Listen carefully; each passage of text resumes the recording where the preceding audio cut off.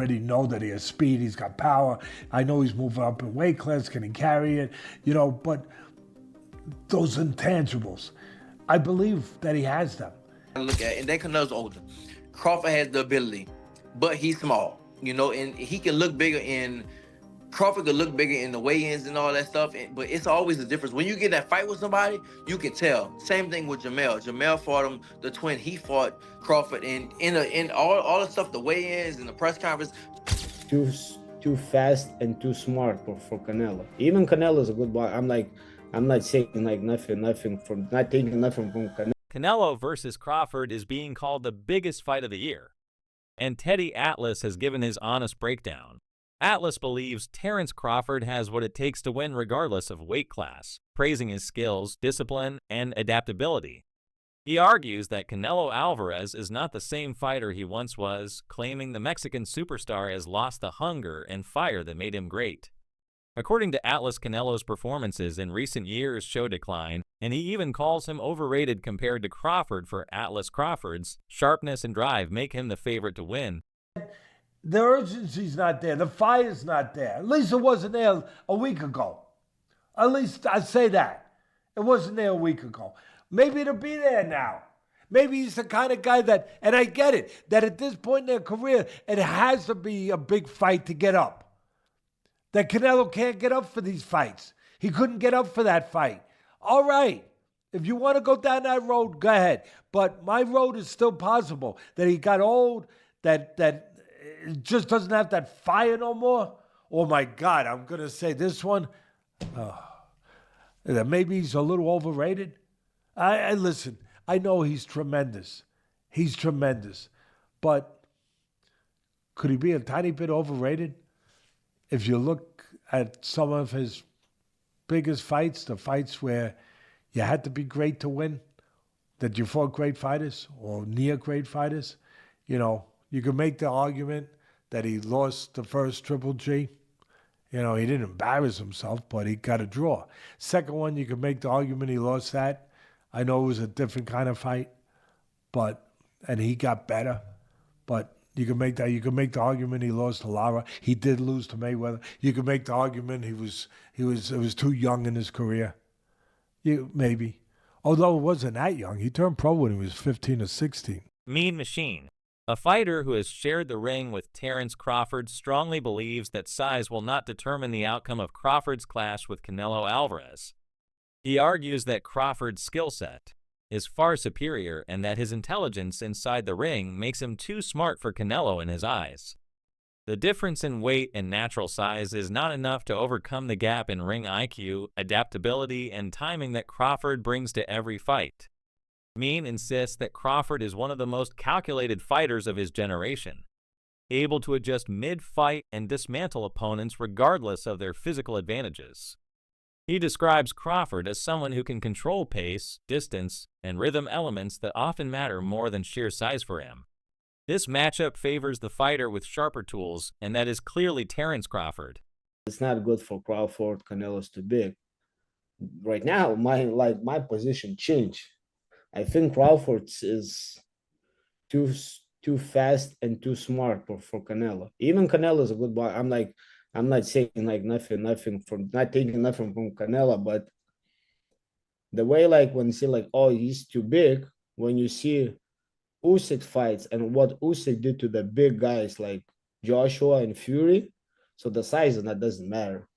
I think the skill level matters, and Crawford, he gained weight, but I think he's gonna be even faster, and his head was good in the ring. He's boxing IQ is just on top. So I would say 50-50, but right now I'm kind of leaning more to Crawford. And that's just because of what you saw Usyk do? It's not I'm just giving an example. Size doesn't matter in the boxing. When they say Canelo is big and he's fighting 175, 168, and Crawford just moving from 147, 154. So I'm just putting an example that size doesn't matter, and that the fighter makes the fight. I think it's just that I see that Crawford's training and that he's big too right now. So he gained weight, but not and lots of people gain weight like that sloppy weight, like I would say, like fat, but he looked like strong, massively strong. So I think it's gonna be a good one. How did Terrence feel physically when you faced him? Like, how is his strength? Because yeah, a lot of people do make the point that Canelo's just maybe too big, too powerful for Crawford. Um, Crawford, I wouldn't say like his punches was like super strong, but his timing and accuracy is the what makes difference. Mean Machine draws a compelling comparison between the upcoming Terrence Crawford versus Canelo Alvarez fight and Canelo's 2013 bout against Floyd Mayweather. At that time, Canelo was younger and less seasoned, and Mayweather schooled him with superior speed defense and ring generalship. Mean Machine believes that Crawford has the ability to replicate a similar strategy using movement precision and smart counter-punching to frustrate Canelo and take away his biggest weapons. However, he acknowledges one crucial difference. Today, Canelo has far more experience than he did back then. Over the years, Canelo has faced and defeated elite opponents, learned to adapt and develop. Patience that wasn't present in the Mayweather fight. Throw hard, but they just throw, and he throws like his calculation for the punches and like timing and aiming to the right spots is just like on another level. Do you think that's going to be the thing that complicates the fight the most for Canelo? I think so, yeah. And like, yeah, like we can go back a little bit to Mayweather Canelo and Canelo. Yeah, Canelo was young and like Mayweather smart, but it can be like familiar fight like that. Even Canelo right now have more experience, and Crawford is still on his prime. So yeah, we will see. Mm. From just your experience, you knowing boxing, like how do you think the fight will play out? Do you think it'll be a slow fight? Do you think it'll be tactical? Like, do you think Crawford? I think it's gonna start a little bit slowly. Mm. Like they're gonna be careful with each other just to kind of like measure each other and see where they at. And like they're like that's why like they're like champs and they're like great ones. They just don't go like crazy like from the first. Regis Prograis offers a contrasting view.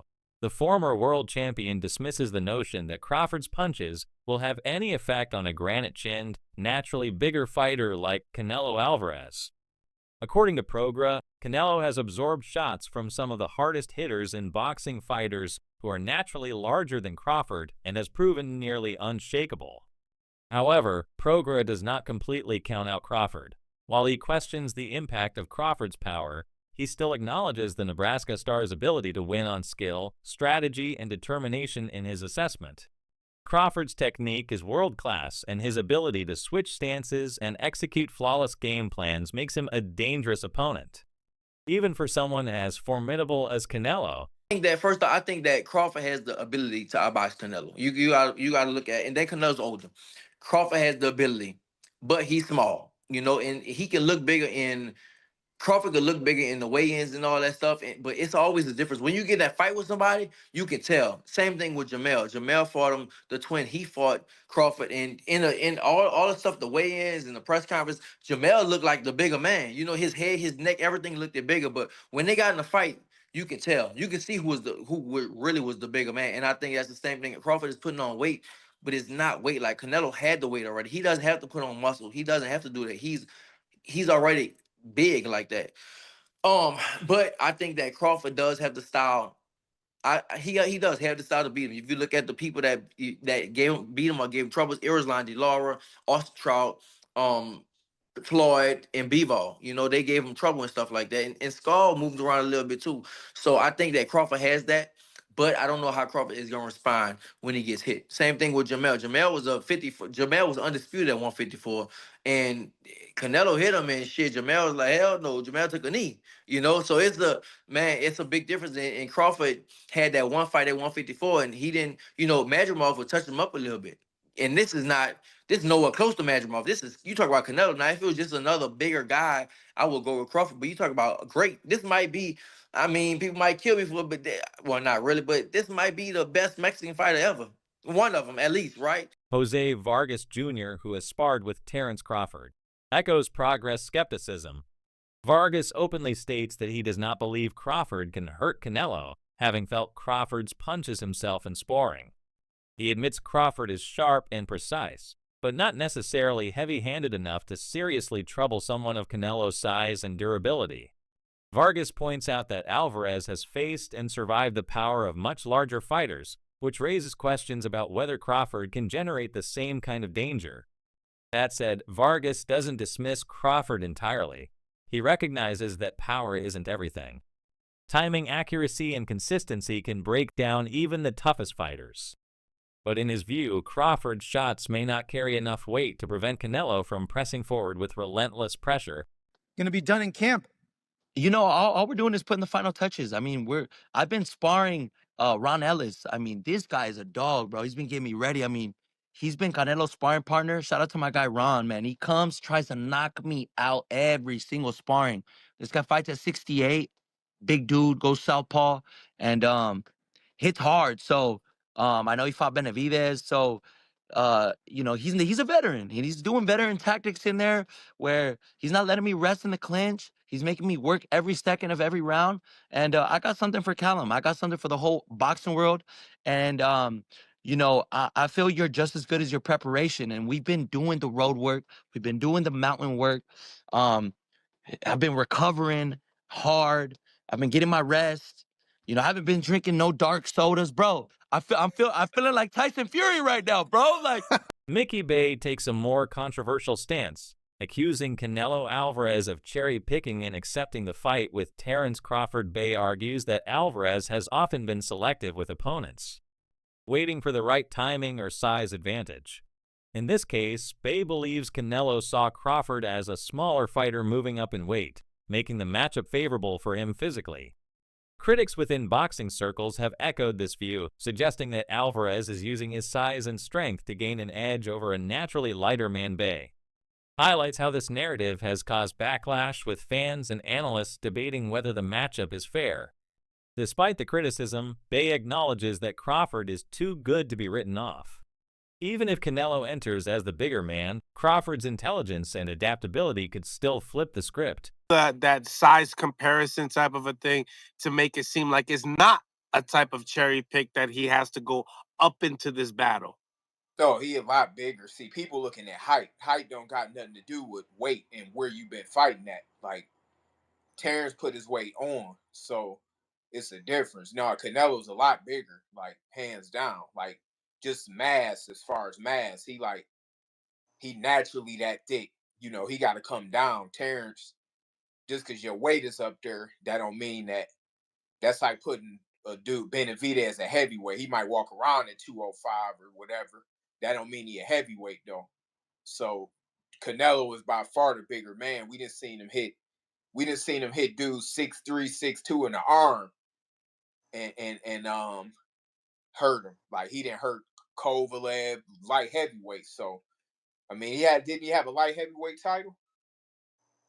Well, when he fought Kovalev, Just period at light heavyweight. Didn't Canelo win the light? Did he? nah, he just Kovalev. That's it. Oh, okay. Well, he might only fought there a couple times, but the fact that he fought up there though, and he fought way up at light heavyweight, but he been at super middleweight for a minute, so he the bigger guy for sure. So really, he got to hurt Crawford, or he got to get his major respect. He got to get his major respect to make Crawford feel like he got to survive. If he can't do that, then he probably ain't gonna win. Do you feel like you was talking about Crawford? He needs to poke his way out of this fight, right? We've seen that, Crawford's been lined up by lots of fighters. Not Errol Spence, of course, but other fighters that was able to line up with shots that don't necessarily hit like a Canelo. Now, Canelo gonna line you up regardless, right? Tom Leffler offers a different perspective, focusing not on fairness, but on the sheer spectacle of Canelo versus Crawford as a promoter.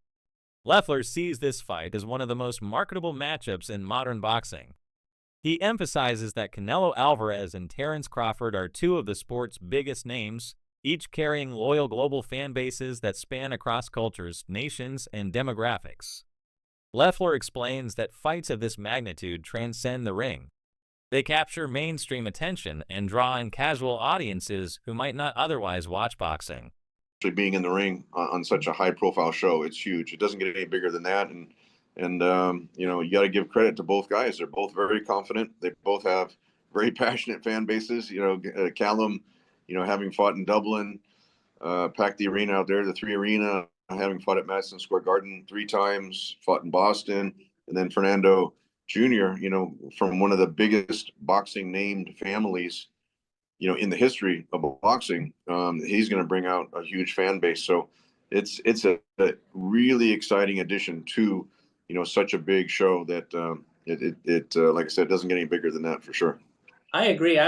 You know, I think that you, along with me, have seen some of these criticisms of the undercard. But really, when you look at it, I mean, we both know Colin Walsh so well. The personality and the authenticity that he brings to this sport is just so sincere. He's so real. You know, being from Ireland, coming overseas to train and dedicate his life to this craft, and his personality is so magnetic that it obviously brought someone like Dana White to be a huge supporter of him. I think in these weeks leading up to the fight, you know, the fighting public who does not know Callum Walsh is really going to fall in love with him, especially, you know, by fight night. Saudi boxing power broker Turki Alch has been credited as the man who pushed to make Canelo versus Crawford. Reality analysts argue that while Al's influence and financial backing have made dream fights possible, not all of them are necessarily the right matchups. In this case, critics highlight the vast difference in natural, suggesting that Crawford might be at a serious disadvantage from the start. The fight, they argue, was made because of demand and spectacle rather than pure competitiveness. Still, Al-Sheikh's role cannot be ignored. Without him, this fight likely wouldn't exist.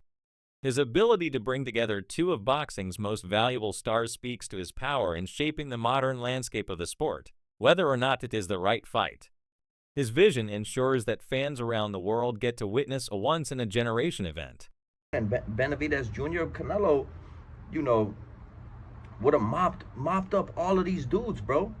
Would have mopped up all of these dudes. Like, you know, when we're coming out and saying that this is a complete mismatch and this is a joke and this is a fantasy fight, you know what I'm saying, that Turki Al-Sheikh dreamed of, and we know he's a big Crawford fan, knowing, you know, the level of star power that Canelo Alvarez has, and he had the bag to make this fight happen. It doesn't mean that it's a logical fight for boxing, bro. At the end of the day, man, you know, you guys tell me if Terence Crawford would have beat Triple G. Tell me if he would have beat Billy Joe Saunders. Tell me if he could beat Bivol, even though, yeah, Canelo didn't beat Bivol, but tell me if he could have beat a Sergey Kovalev. And the other loss Canelo has to Mayweather, man. Crawford, you know, nobody in the world, I felt, could have beat Mayweather in the height of his career, bro. Tell me if Crawford, bro, would have just flat out went in there and beat a guy like Miguel Cotto, Daniel Jacobs. You know what I'm saying, bro? Like, it's the level of competition that Canelo faced, man. And these dudes that he went in there to beat. You know, Terence Crawford is nowhere, you know, has fought nowhere near the level of competition that Canelo Alvarez has fought. And I've had some comments talking about, you know, you talk about we're going off of our emotions and you're going off of your emotions. You're not giving no facts, bro. Like, this is all facts right here, bro. The fact of the matter is, bro, Canelo Alvarez has fought at light heavyweight. The fact of the matter is, Terence Crawford has only fought once at 154 pounds. And the fact of the matter is, he was getting touched up by those right hands all night, bro. By Madrimov. That's the fact, bro. The biggest, most dominating fight he ever had was against Errol. Trainer Dave Caldwell has long admired Terence Crawford's versatility, and he believes those qualities will be vital against Canelo Alvarez. Crawford's ability to fight comfortably from both orthodox and southpaw stances gives him an edge. Few fighters possess. Caldwell points out that Crawford uses this skill to create angles, disrupt rhythm, and keep opponents guessing. Equally important, he stresses Crawford's footwork, which allows him to glide in and out of range and avoid being cornered against Canelo, who thrives on cutting off the ring and applying pressure. This mobility could be the deciding factor. Caldwell explains that if Crawford can maintain distance, use lateral movement, and prevent Canelo from trapping him on the ropes, he has every chance to win rounds and possibly the fight for Caldwell. It isn't about power, it's about discipline, ring IQ, and movement. From when the fight got made, I've always fancied Crawford. I just think it's different. I think there's something about him. I think if you add what Crawford's good at, his brain, he can switch. He's very good as a southpaw. His judgment of distance is fantastic. His punch picking is fantastic. He's got good legs. When you add what, and he can pop. I mean, listen, he might. I'm not saying he's got the power to hurt Canelo, but he might have the power to surprise Canelo a little bit and just sting him and just. But when you look at what Crawford does well, and then I look at this version of Canelo, as Canelo's got on, his punch rate's gone down.